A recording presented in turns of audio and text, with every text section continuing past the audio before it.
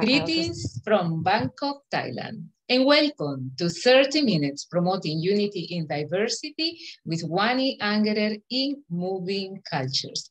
Today we are embracing ourselves for love and humanity. We are saying no to negativity, to exclusion, to injustice, to racism, or to any kind of bias that are in our way to be part of the global family. Our guest 212 is a woman who has done amazing work with the communities at the global level. She has traveled the world as an educator, as a mentor, as a specialist in socio-economic issues. And she continues, understanding the value of humanity and the value of each individual to make a change. Her name is Cara Tizon. She comes from Philippines and she's based in Melbourne, Australia. So let's welcome her. Hola, Cara, ¿cómo estás? How are you? I'm good, Wadi. Thank you so much for having me. How are you?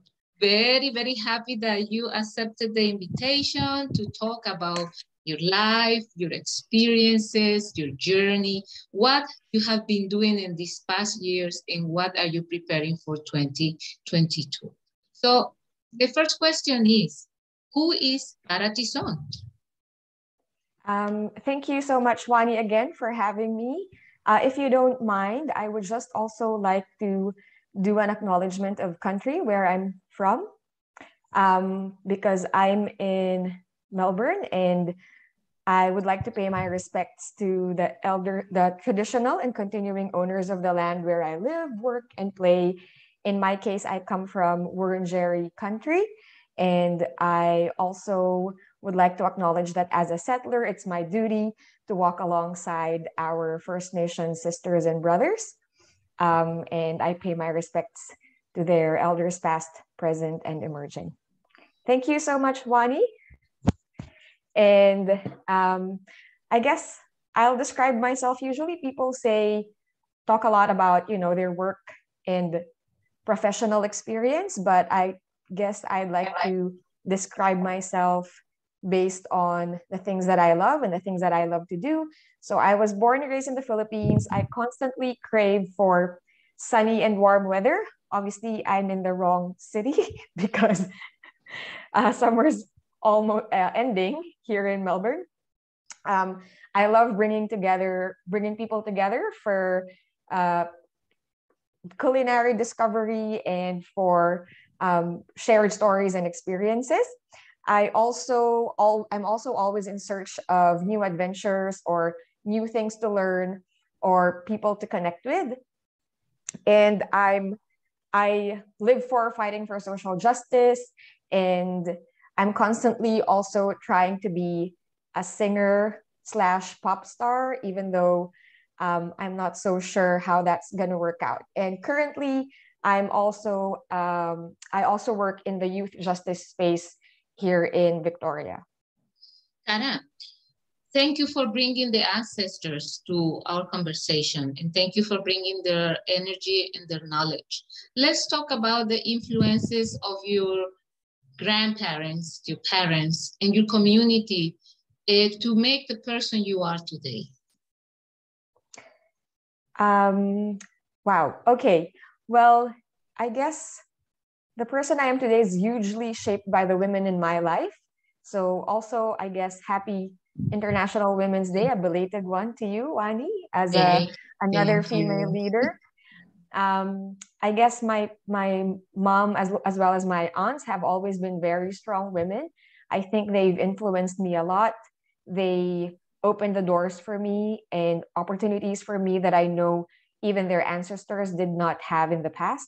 So I am very grateful for that, and I acknowledge the privilege that I've had just because of them. And I guess they raised me to be open to new things. They never really limited me in that way or tried to force me to take a certain path or to do a certain course, for example, or to take a certain career. So I think I'm also very grateful for that. and the way they are very, I would say, opinionated and never afraid to speak their minds have also influenced me a lot, especially my aunts in my mother's side, my maternal side. They've also opened doors for me to travel and see, other places apart from our small community in the Philippines. And I think that's influenced me a lot to understand how we are with respect to the rest of the world. The power of nature also plays a very important role in your life. Talk to us about you growing up in the Philippines with these beautiful landscapes and nature that you have. And how do that help you to also appreciate nature today? Well, to be honest with you, I am a city girl. Mm-hmm. So I grew up with, all these I guess cemented infrastructure in around me. But even then, I appreciated nature a lot because I guess it started with a family. For example, Mm-hmm. my mother is very, sustainable and environment friendly, very minimal. We don't live in luxury. We only really had the necessity, the basic things that we had. So Mm-hmm. there is not a lot of waste, um, from small things like making sure you only get what you can finish on your plate, because that also means you're acknowledging the efforts of the farmers who take from the land, for example, and how you're supposed to consume wisely.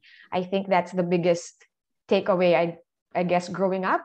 It's not just Mm-hmm. about unconscious consumption, it's also about consuming consciously, acknowledging that before it came to you, these materials went through a lot. It's part of the ecosystem. Being respectful, um, to the people who, I guess, make them, Mm-hmm. and also being respectful of the places where you go. For example, we have a lot of beaches back home, and I love going to the beach. I love swimming and scuba diving. Even if it's not necessarily, I'm not there to pick up waste, but in that process, I do that just so because it's natural for me to want to help clean up. It's not Mm-hmm. like it's beyond me or it's not my job, therefore I don't do it. And I think that all starts with your smaller circle from your family when you grow up, having that awareness. Philippines is a very artistic and musical country, and it has a great diversity of ethnic groups and traditional expressions. How do you connect with that part of your culture? I think the way I connect with a culture is the same way I connect with everybody else. So, just being open, being understanding of the different sensitivities in different communities. I guess, in a sense, the Philippines is quite um, homogenic in the sense that we are a very collective culture. We come together for food and obviously singing and dancing. That's basic. I think I connect with other people by also um, engaging with them genuinely. For example, whether they're my friends or they're people I met because I went to a province somewhere or I went to the beach or an island somewhere. It's easy to connect when you're open to learning and when you're open to understanding what other people's circumstances are. And I think it's not just limited to culture, it expands to, their backgrounds, whether that's their gender or their religion or their um, socioeconomic circumstance. Regardless of those things, if you're open to connecting with them, then you'll understand other people better and you'll have, a better way of engaging with each other. You are a social, cultural, and art activist, and you're very passionate about it, Cara. And I notice that you always make sure that you're surrounded by people from different backgrounds, different stories, different ways of looking and ways of behaving. How do this intercultural notion of communication really got into your system? Um, I think maybe I was first exposed to it when I first moved overseas. I know that, for example, even in the Philippines, like what I've said, just because we're all Filipinos doesn't mean there's no diversity, because you can still be diverse in terms of the different circumstances that you have, or the different beliefs that you have, or your um, background. But I think I was exposed even more when I first lived overseas, and that was in Singapore. And for example, Singapore is a perfect example of how there are different ethnicities and religions, and they all come together. And I think because of my exposure to that, it became easier for me to understand different perspectives, that mine is not the only correct belief or idea or value. There are so many other perspectives around the world, and mine is just one of them. And even though we don't agree, we can also be more open to where people come from, when they have specific beliefs or values that they bring to the table. Um, Also, I think because I'm generally wanting to do new adventures all the time, so I guess that makes me a lot more open, because I can't sit still or be in one place. Um, and so I have to be open, because that means I'm gonna have to try new things and explore new places and meet different people. Cara, you're always looking for self-realization. And I believe that you understand self-realization of doing things that are meaningful for you and for the people who is surrounding you. And now that you are discovering that really singing is an important element of your way of expressing yourself, because sometimes it takes time to acknowledge that, to embrace it, and to definitely use it. And it's great that I hear that you are working towards that, because the human voice is the best way to really connect with all our senses.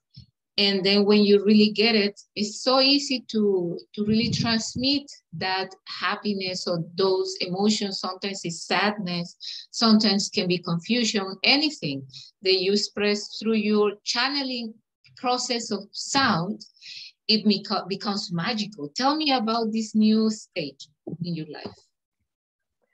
Well, to be completely honest with you, Wani, I'm not so sure I have the talent for singing, but I just love it because, well, I think like what you said, singing just changes your mood and your attitude completely, and it captures the entire human emotion, whether you're sad or you're happy. And I also acknowledge that, you know, it's not that one emotion is better than the other. We need to experience that whole spectrum of emotions to fully, I guess, appreciate, that feeling of happiness when we do feel happy, or that learn from that why we are feeling sad when we are feeling sad, or why we are feeling despair and grief, and how we can address those things. I think that's singing just, yeah, captures all of that. And at the same time, it changes my mood immediately once I start singing to happy songs when when I'm feeling down, especially in the social justice space. You can easily get frustrated by the system. You usually think that you're just one person. How am I going to address all of these challenges? Everything is interconnected. There's, several challenges all at once. And sometimes you also need to take a step back. And I think singing and music allows me to do that, even though I'm not exactly a singer. I don't consider myself a singer, but I love to sing. So I think that's, in a way, therapeutic for me, and a way for me to re-energize so that I can do my best work in the field that I work.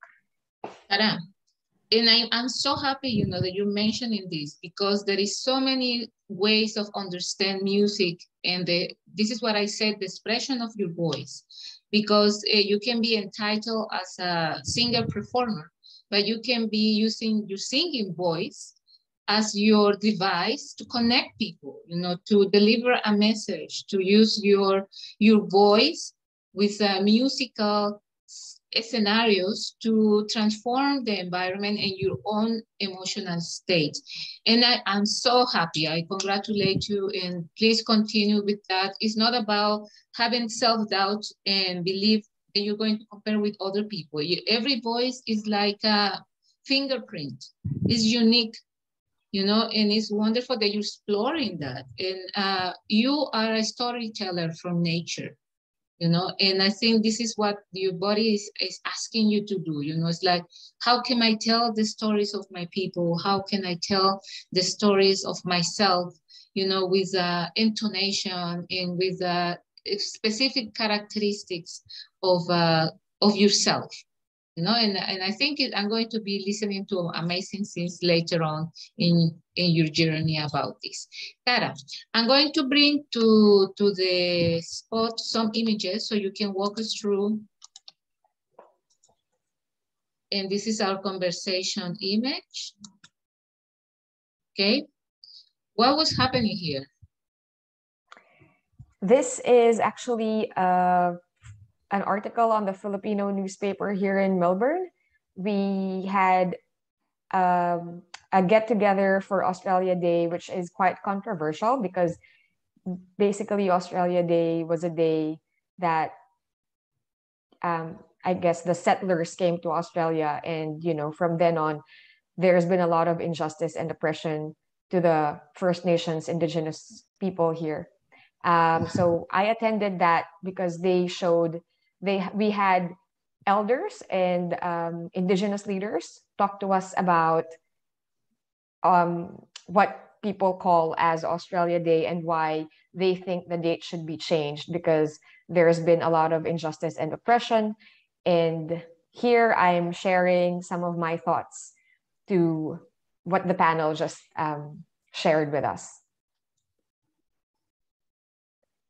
This is when I was still working at the UN in Kenya, where we met, Wani. Yes. We had a campaign to beat plastic pollution. And this was a social media campaign where you tag someone and promote using reusable straws, for example, which is what I'm holding there, and reusable bags, so that we minimize our use of plastic. So exciting. And this came before the 2030 agenda, or they were working on that, isn't it, Cara? Yes, yes. Yeah. Mm-hmm. This is what I talk about. You're always surrounded with so colorful friends and energy. What is happening here? This was actually my birthday last December here in Melbourne. So we went for a barbecue. So December is actually summer here, where it's winter in most places. And we had a barbecue for my birthday. These are some of my friends here in Melbourne. Fantastic. And this is in the Philippines. I used to be part of VSO, and we have the International Citizen Service, which is a global volunteer exchange program.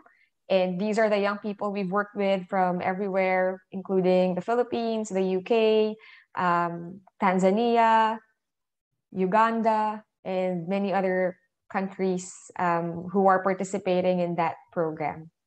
It's a really good way also to learn about other people and other communities. This was a volunteer project in the Philippines. It's called Initiatives for Social Action.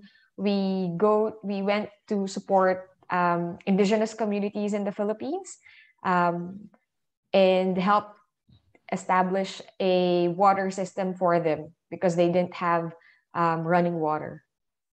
Okay. And well, this is one of our initiatives again in the Philippines. We tried to collect and mobilize resources for school supplies and art materials for children in conflict areas in the Philippines. At that time, there were a lot of communities displaced in southern Philippines because of conflict. So we tried to support the children so that they could still learn and play, which are things that children should be doing. Exactly. You're right. I also worked for Habitat for Humanity. So here we welcome volunteers in our sites so that they can help build houses for those who are in need. This is the community I was talking about in the Philippines, an indigenous community. So we help bring materials for the community, as well as we work with an organization of engineers so that they establish the water system for the community. Okay. These are the kids. They're so happy. Yes, and I was going to ask you, it's a very young population in the community, right? Sorry? It's a lot of kids in the community. They have a Yes, young yes. population. Yes. It's a very, and I think the Philippines in general has a very young population. Wonderful. This is also part of that initiative. So you can see us climbing the mountains Yes. to bring those materials for the children and their families, of course. And their families. Hey, this is one of your passions, scuba diving. That's just me scuba diving in the Philippines. You can see my hair is very short. Yeah. But like you say, you are having a good time. Everything is okay. Everything is okay. Okay.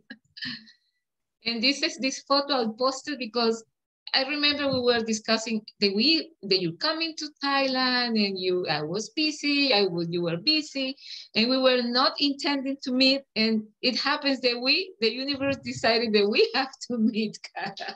Definitely. I remember, I mean, I didn't even expect you because it's not even in Bangkok. It was I forgot the name. In Wahi. Yeah, and we were walking on the street and I was like, Wani? Yeah. So that was really funny. It's the universe that decided. That was also in the evening, like we were on our way home. Exactly. It's amazing, but this is the way the universe conspire, for certain encounters and connections.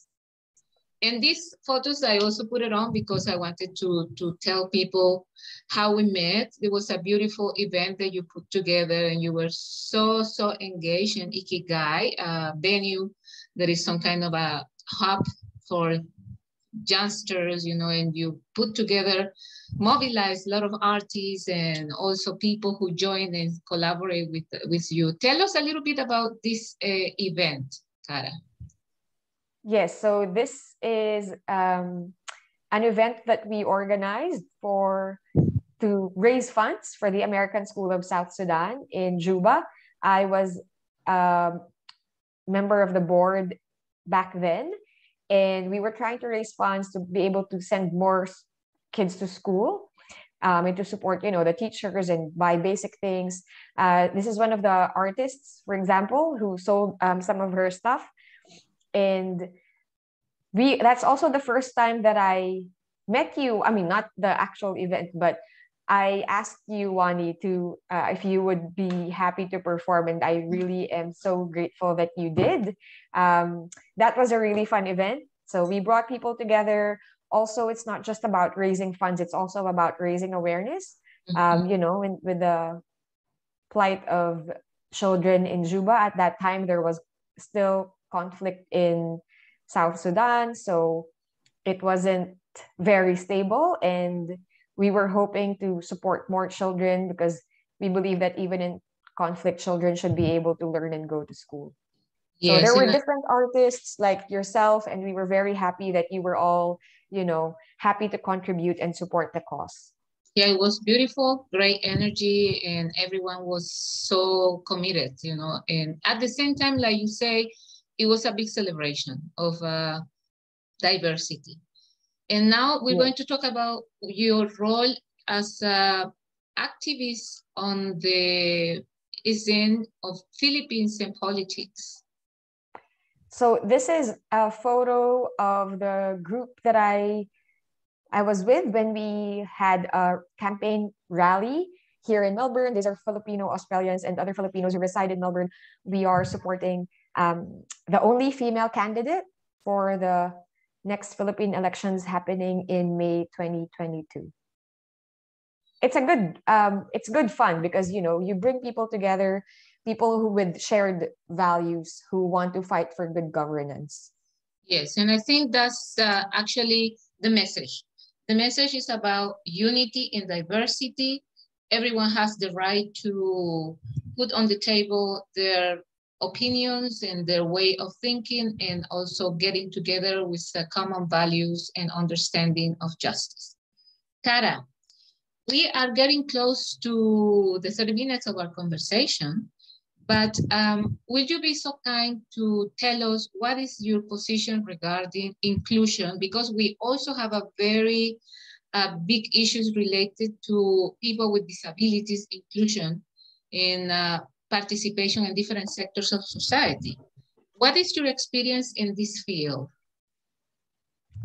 Well, in terms of inclusion, I think the most essential for me is the very basic is to practice what we preach, you know, to live our values every day. And that's how we promote inclusion through our actions, not just by telling people you have to be inclusive when it doesn't show in your actions. And like what you said, diversity is very multifaceted. It's not just about ethnicity or cultural diversity. It's also about gender, socioeconomic class, ability, religion, and other beliefs. And I've met and worked in, you know, very diverse multicultural environments, and I'm very, I guess, collaborative. I want to be open to working with all kinds of people, different groups of people. That's not just in theory, in practice. For example, I will work with a different team or program that is not my immediate team or in the workplace, because I will also work with different sectors. So not just the nonprofit sector, but establish relations with, you know, the private sector, for example, or government agencies, various stakeholders, so that when they see how open you are and how genuine you are with engaging with them, they become more open, and you break that silo and you break the barriers of, you know, only being with a certain group of people or a certain set of people. I think when we bring people together, for example, instead of working in silos, then you promote unity and inclusion. And there are many ways to be inclusive. For example, like what you've mentioned, for people who are neurodiverse or have different or who are differently abled, we can always work around how we can support them better, because, you know, I believe that their ability is based on the environment and how the environment supports them, rather than what they or they do not have, for example. And so my stand on inclusion and diversity is that we need to be inclusive and be embracing diversity, and also take consideration equity, you know, because it's not enough to be equal. Not everybody can be equal, because we all know that other people come from very privileged backgrounds, and there are those who are most marginalized. So it's also about providing the right supports and providing the right assistance to those who need it the most. And then we can be equitable, and then we can have, you know, justice in that sense. Cara, thank you for bringing this topic into the conversation now that we are closing, because it's about, as you say, and what you do, raising awareness, to let people at least acknowledge there are things that are happening around them that are different, and that will be a good opportunity to get closer and get to know these different groups, these different activities, and really be a change maker. And I think this is what I really value and appreciate from all of you and different partners I'm working with, that you are really committed to yourself first, because we are all exploring our personal space and our capacities, and every time also acknowledging people around us that can also benefit from these changes that are taking place at our personal level. Cara, thank you. Thank you so much. I embrace you again, you know, for promoting unity and diversity, for the work you are doing, for understanding that first you really have to embrace yourself, and then you'll be able and more prepared to embrace other people. Sending you a lot of musical kisses from Bangkok, and looking forward to meet you in the near future, Cara. Thank you. Thank you so much, Wani. It's always a pleasure to talk to you and to meet you. Thank you so much for promoting unity and collaboration and breaking biases, not just for women, but for anybody who's been stereotyped or, who's had negative common perceptions and attitudes. So thank you so much for all the work that you do. The same, Cara. Thank you. Blessings. Bye. Bye-bye.